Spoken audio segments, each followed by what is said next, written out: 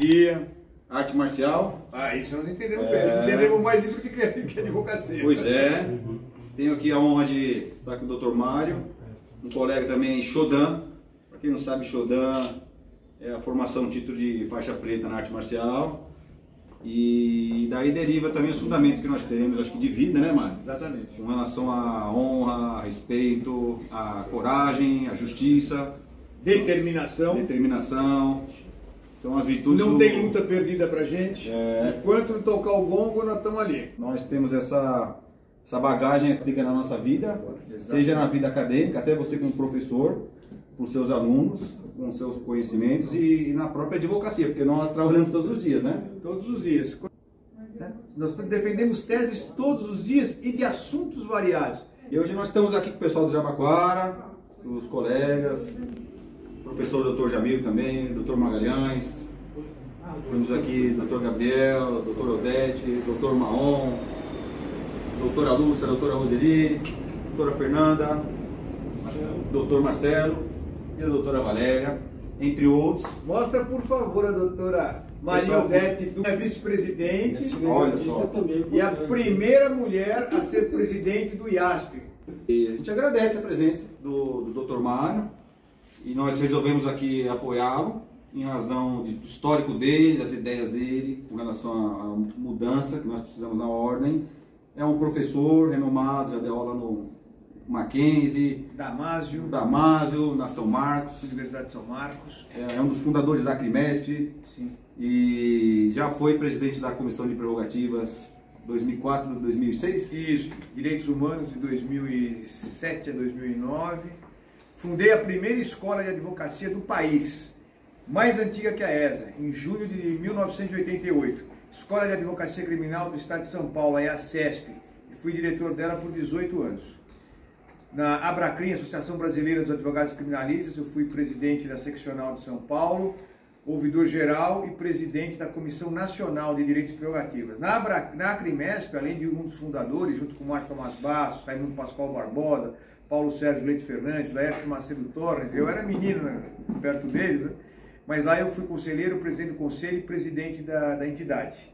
E na ordem, 6 vezes conselheiro. Então, é muito importante que nessa eleição, Érico, isso é importantíssimo, que você, colega, preste bem atenção na história de vida profissional, na história de serviços prestados à advocacia sem cargo nenhum e serviços prestados à OAB. Se o seu candidato ou a pessoa que te indicaram, se ele preenche esses requisitos, pergunte o que esse candidato fez pela advocacia. Isso é importante. Quem tem história conta, quem não tem história inventa ou enrola. Aqui essa dupla, eu e o Érico, nós temos história na advocacia. Temos folha de serviço prestado. Nós não precisamos ficar falando, olha, nós faremos isso. Não. O nosso passado diz o que nós fizemos, o nosso presente o que nós estamos fazendo, consequentemente, o que faremos no futuro, que é em favor e em prol da advocacia de São Paulo, e quem fala para São Paulo, fala para o Brasil. E nós precisamos mudar a advocacia, o momento não é bom, já não é de hoje, já faz tempo, muitos advogados, a gente trabalha todos os dias, então a gente vê os advogados no fórum, passando dificuldades, a pandemia trouxe maiores adversidades, a maior o pessoal não está conseguindo praticamente, pouco conseguir se manter, e tiveram ainda um benefício, a gente pode chamar de benefício de 100 ou 150 reais. Eu ia falar isso, Érico. São Paulo é o maior colégio de advogados do mundo. Nova York está em segundo lugar com 117 mil, se eu não me engano, e na Índia com 114, 115. São Paulo tem quase 500 mil advogados inscritos na OAB. Vem a pandemia e eles dão uma esmola de 100 reais. Pernambuco, que é um estado desse tamanho, deu 3 mil reais para os advogados necessitados em 3 parcelas de 1.000. E não foi só Pernambuco. Outros estados do Nordeste também. E aqui se gasta 2 milhões e 600 e tanto aí de transporte, não sei com transporte do quê. Outro dia fui verificar no site da OAB, inclusive é um dado público, o caixa da ordem, a caixa da OAB, tem milhões lá, milhões. Então, ele é, para quem não sabe, ele é oriundo ele vem dinheiro dos exames, anuidades, exames, principalmente disso. E a gente vê que isso não retorna para os advogados, não retorna. Uma coisa engraçada, doutor Mário, e é curioso de ver, nós recebemos e-mails constantes enviados da ordem, por exemplo, da CASP, então você vai estar lá, olha, compre o remédio aqui na CASP. É mais caro lá do que na farmácia. É mais caro do que na farmácia. E o plano de saúde? Plano de saúde, outra ilusão, desculpa, é uma ilusão, porque eu verifiquei. Seguradora também, ó, faça o seguro do seu veículo, o seguro do seu imóvel. Eu digo lá e pergunto, é mais caro do que o meu. E a Previdência? Previdência, acho que já nem tem mais. Você vai retirar o dinheiro que você está devendo. O IPESP já foi extinto. Você, colega, sabia que se, por exemplo, eu morrer agora, minha família for buscar o auxílio funeral, esse auxílio funeral foi, aliás, seguro funeral, não existe mais? Você sabia? Eu também não sabia. Não morri não para saber. Mas não existe mais. Cortaram. Não tem mais. Você sabia que o advogado, quando deixa de pagar a anuidade da ordem, ele não faz isso por malandragem. Ele não comprou um avião e vai precisar de R$1.000 para pagar a parcela do avião. Ele deixa de pagar porque o escritório está fechando, o cliente não está pagando, pandemia correndo solta. Sabe o que a ordem faz? Protesta, colega. O sujeito já está com a água até aqui, eles afogam de uma vez. Não pode entrar na CASP. Não pode votar. Virou lixo. Aí a ordem não é instituição financeira. Ela não tem que dar lucro. Está errado. Tem mais. A captação de clientela, que traz um grande problema para todos. Quando muitas pessoas recebem correspondências. Então, o senhor como presidente da ordem também, tenho certeza que vai se posicionar para dar um jeito, dar um basta nisso, porque o pessoal não aguenta mais. Isso tira o trabalho, tira a verba alimentar dos advogados que eles precisam para sobrevivência. Isso tira fora, já é hora de dar um basta nisso. Isso perdura há anos, a OAB não faz nada. Então, a gente recebe lá, às vezes, pessoas idosas. Esse dia na residência da minha avó, eu recebi lá uma correspondência. Eu vou fazer até um vídeo sobre isso. Eu vou mostrar isso, tá? Então tem lá uma correspondência, vem pelo correio, você abre, tem lá uma procuração, tem um contrato de adesão, já tudo pré-escrito, e a pessoa recebe sem ter, contudo, nenhum vínculo com o advogado que está mandando aquilo. E aí a pessoa, às vezes, não sabe o que está acontecendo, assina, vê lá um suposto benefício de receber... Olha, uma captação é violento. A gente está falando aqui de milhares de clientes, milhares de processos. Concorrência desleal. Concorrência desleal, captação de clientela, isso é uma infração ética grave. E isso acontece todos os dias. Então eu queria saber, por que até hoje a OAB não tomou providência? Porque a OAB não está interessada em advogado. É só isso. E você veja, o advogado sai da faculdade e ele vai treinar com a vida dos outros, a liberdade dos outros, o patrimônio dos outros na assistência judiciária. Que paga para o advogado? Não paga, dá uma esmola para o advogado. Muito, mas muito abaixo da tabela mínima da ordem dos advogados. Ou seja, a ordem que paga, aliás, que paga não, que faz a intermediação disso aí com a defensoria, e o advogado que recebe, estão praticando uma infração ética gravíssima. Por exemplo, R$22.000 um júri pela tabela. R$500 em duas parcelas de 250 pela Defensoria Pública quando paga. Isso tem que acabar. Nós não podemos carregar no ombro o peso do ônus do Estado em fornecer advocacia para os hipossuficientes. Vamos acabar com esse negócio. A profissão de vocês é honorífica. Não existe profissão honorífica. Todos nós temos nosso papel dentro da sociedade e precisamos receber condignamente, porque nós temos casa, temos mulher, temos marido, temos filhos, temos netos.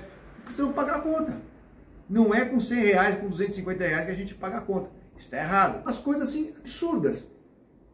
Precisamos, né? Vamos resolver. Resolver, oportunidade para os jovens, apoio aos antigos. Sim, e reciclagem, proteção a todos, a advogada mulher, ao advogado homem, ao jovem, todos precisam. Infelizmente, a advocacia está sucateada, está desprestigiada. Sim. E eu lembro antigamente, eu tive a honra de me tornar advogado em razão do meu avô. Na época dele, eu me lembro quando eu era pequeno, eu ia para o escritório dele e ele tinha aquela coisa de honra. Era honrado você ser advogado. Hoje em dia, é complicado, né? E aí as pessoas... Outro dia eu estava conversando com um colega, e até essa questão de prerrogativas. Tem gente que às vezes não imagina muito porque a necessidade das prerrogativas. E eu estava comentando com o colega. Eu falei, doutor, eu falei, olha, todo mundo, qualquer área que você milite, se você precisar trabalhar, fazer um simples boletim de ocorrência. seja na área da família, pode ser uma questão da Lei Maria da Penha, uma questão de lesão, de ameaça, qualquer tipo, seja na área do direito civil, pode ser um esbulho, qualquer coisa nesse sentido também, ou na área criminal propriamente dita. Então, muitos colegas têm passado por dificuldades para simplesmente registrar um mero boletim de ocorrência na delegacia. Ou seja, se você está com o seu cliente, como é que te liga, doutor Mário? E o constrangimento que você vai passar? Essa prerrogativa precisa ser assegurada, está no nosso estatuto, como o senhor bem sabe melhor do que eu, artigo 6º, artigo 7º, que preconiza, coloca lá todos os nossos direitos, as nossas prerrogativas, que não são só para advogados, elas são pro cidadão, da cidadania, exatamente, dos clientes. Então, a questão é grave, tem muitas coisas que precisam ser resolvidas e eu tenho certeza que o senhor e a sua equipe, porque assim como juntos todos, inclusive nossa equipe do Jabaquara, faz questão de frisar, não é o Érico pré-candidato a presidente, não é o meu colega Jamil pré-candidato a meu vice, ou toda a equipe. Somos todos presidentes dentro de si. Nós somos uma equipe. Sim, é uma equipe. É uma equipe. Todos no mesmo patamar, né? todos vamos pensar juntos. Ninguém faz sucesso sozinho. Exatamente. Então, uma equipe. Nós vamos precisar nos unir de todos vocês, colegas advogados, sejam no nível da subseção de Jabaquara, seja no nível estadual, da seccional, central, para apoiar o Dr. Mário, porque eu acho que chegou a hora da mudança. Chegou a hora da mudança, doutor Mário. Acho que nós estamos em novos tempos. Sim. E os colegas, eu acho que já não aguentam mais toda essa questão de desrespeito à advocacia. Olha, tem dois assuntos importantes para a gente encerrar, se me permitir. Primeiro, Escola Superior de Advocacia, na ESA, quais são os seus direitos, as suas prerrogativas, o que ele tem que fazer? Ensinar o ofício. É essa a função. Boa, isso nós temos que ser visionários. Eu até, para encerrar, cerca de 2012, eu escrevi um artigo, até te mandei. Saiu ao Conjuro, saiu publicado até no país todo, sobre o inquérito policial digital. E tive lá com o desembargador na época, acho que era o desembargador Nanini, nos recebeu, redigi um ofício, entreguei. E eu tive esse sonho, porque a gente, cansado de ir ao Fórum da Barra Funda, de enfrentar as filas do DIPO, a gente via a demora e a frustração de você não encontrar um processo lá, doutor Mário. Então a gente é advogado que trabalha, né? Do dia a dia. A gente já pegou trem, a gente já pegou ônibus, a gente já pegou metrô, já estagiamos, já sofremos. Então a gente conhece as agruras dos colegas do dia a dia. Então a gente vai lá na Barra Funda. Isso é importante. A gente chega lá, chega no balcão, eu vim ver o inquérito, não está aqui. Está com o MP. Você chega no MP, não está aqui. Está na magistratura. Você chega na magistratura, está na delegacia. Então o triângulo. Delegacia, fórum, juiz, né? DIPO e Ministério Público. E você às vezes não consegue localizar. Então eu falei assim, olha, está na hora de digitalizar o inquérito. Então eu escrevi um artigo, inclusive eu tive até a honra de participar do Prêmio Inovare na época. Ah, sim. Não ganhei, eu acho que não ganhei porque não foi 100% implantado à época. Porém hoje foi um sonho que eu tive que está concretizado. Hoje todos os inquéritos são 100% digitais. Obrigado, viu? Então, eu agradeço. Então o que eu falo ajudou. Essa questão importante das visões do futuro para a advocacia. Hoje nós estamos numa era digital, assim como o senhor está falando. Preparação dos alunos, estudo, vamos fazer uma pós-graduação, que for online, que for tudo isso é muito importante. De enxergar realmente esse futuro como deve ser, para proteger, para dar segurança e preparo para todos os advogados. E é isso que nós estamos esperando. Eu e o Érico seremos advogados da advocacia. Somos advogados de carreira, não somos carreiristas. Que o que tem de franco atirador aí não é brincadeira. Mas o bom senso da advocacia vai prevalecer. Eu vou presidir a seccional de São Paulo. E ele vai presidir a subseção do Jabaquara. É isso aí.